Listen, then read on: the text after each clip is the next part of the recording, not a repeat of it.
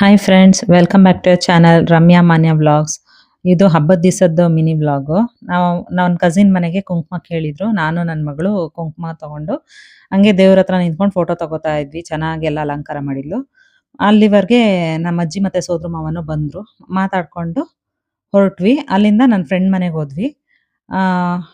ಅಲ್ಲಿ ಹೋದ್ಮೇಲೆ ಕಾಫಿ ಮಾಡಿಕೊಟ್ಟಿದ್ರು, ಕುಡ್ಕೊಂಡು. ತುಂಬ ದಿವಸ ಆಗಿತ್ತು ಮೀಟ್ ಮಾಡಿ. ಆ್ಯಕ್ಚುಲಿ ಅವ್ರ ಅಕ್ಕ ನನಗೆ ಕ್ಲೋಸ್ ಫ್ರೆಂಡು. ಹಾಗೆ ಇವರು ನನಗೆ ಫ್ರೆಂಡ್ ಆದರು.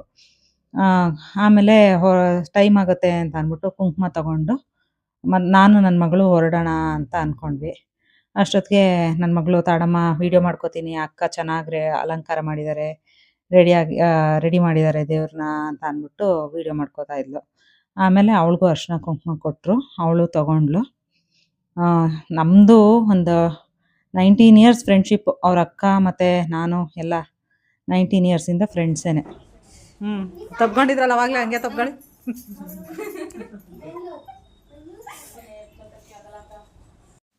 ನಮ್ಮ ಮಾನ್ಯ ಪಾಪು ಆಗಿದ್ದಾಗ ಅವಳನ್ನ ಕರ್ಕೊಂಡು ಆಟ ಆಡ್ಸೋದು, ನೋಡ್ಕೊಳ್ಳೋದು ಎಲ್ಲ ಮಾಡ್ತಿದ್ರು. ನಂಗೆ ತುಂಬ ಸಪೋರ್ಟ್ ಮಾಡ್ತಾಯಿದ್ರು ಅವಾಗ. ನಮ್ಮ ಮಾನ್ಯನೆಲ್ಲ ನೋಡ್ಕೊಂಡಿದ್ದಾರೆ.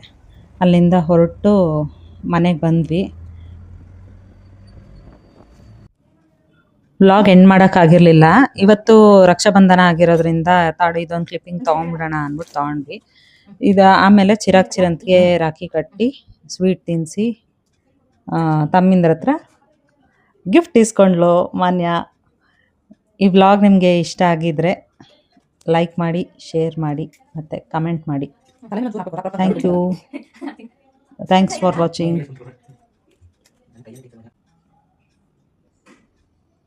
ತಿರುಗು ಈ ಕಡೆ. ನೀಟಾಗಿ ಇದು ಮಾಡು. ಸಕತ್ತಾಯ್ತು.